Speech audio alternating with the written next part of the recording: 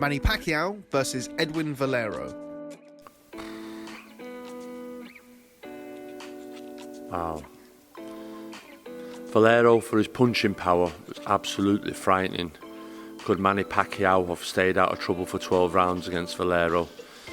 Could Valero do with Pacquiao's blinding hand speed, feet movement, 2-phase, 3-phase of attacks? You can make a shout for either there. You can most probably see a frustrated Valero, 7-8 cut, getting boxed, getting stopped and outbeaten, and Pacquiao winning on points. Or you could see Valero timing Pacquiao with a Marquez shot. That's a very hard call. At what weight? I'd go Valero. Joe Calzaghe versus Calzaghe-Froch. Joe Calzaghe. I think Joe Calzaghe, tempo, punch output, determination. Calzaghe-Froch shootout, but I just think he'd be getting outworked. He'd feel that it was most probably 10 Joe Calzaghes in there, he'd be getting hit left, right. And not only that though, Joe could box as well. I think it's 3-time ABA champion. Carl had good amateur pedigree. Carl would be looking to land the big bombs, but I just think Joe fought better people, higher level, and got the wins. Hector Camacho versus Shane Mosley. Shane Mosley.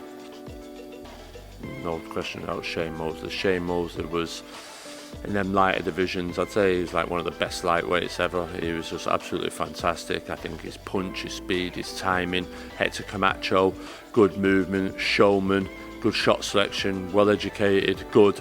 But I just don't think he carried the power at 135 like Shane Mosley did. Oscar De La Hoya versus Wilfred Benitez. Wilfred Benitez. Too slippery. Wilfred Benitez. I just think he's just too good. Just too good, Wilfred Benitez. Shot selection, movement, timing, distance. Wilfred Benitez. Costa Tszyu versus Miguel Cotto. Wow. That's a tough one. See, Cotto, very good jab, good movement, side to side movement. Costa Tszyu, there in front, squat, powerful, frightening power.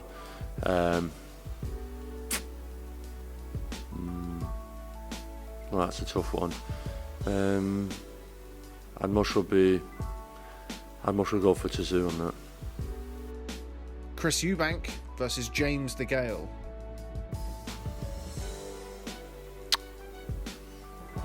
I think much with Chris Eubank Senior.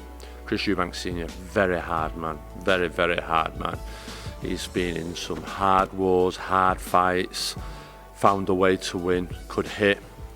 But saying that though, James DeGale, prime James DeGale, good movement, southpaw, moving side to side. Don't think it'd be a great fight, but I do feel I just think Eubank Senior just hit too hard. I just fancy Eubank Senior. Joel Casamayor versus Joan Guzman.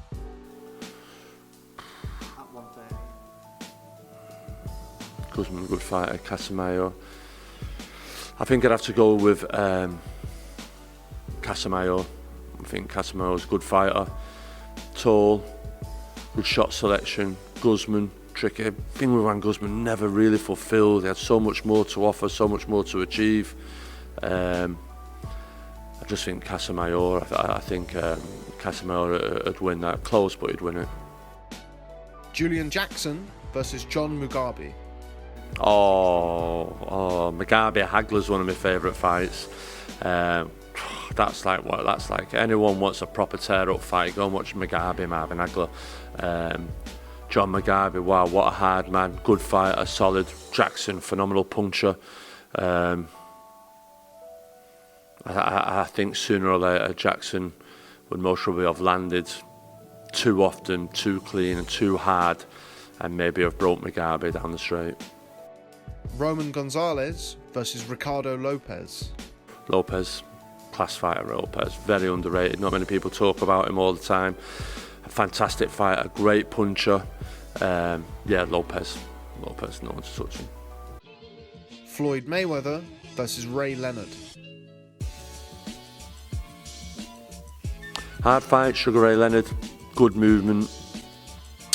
In a prime Sugar Ray Leonard, who'd be a Tommy Hearns and Sugar Ray Leonard all day long. A prime Floyd Mayweather. Did he beat anybody in the prime, in his prime, as good as what Ray did with Tommy Hearns? I don't think so. I just think Ray Leonard, who fought Tommy Hearns and Benitez, was just too much, and I think he emotionally would do to Floyd what emotionally did to his old man, and I think Sugar Ray would win, yeah. Darren Barker versus Andy Lee. Andy Lee. I think Andy Lee, good fighter, southpaw, matured very well late in his career. I just think Andy Lee just too smart.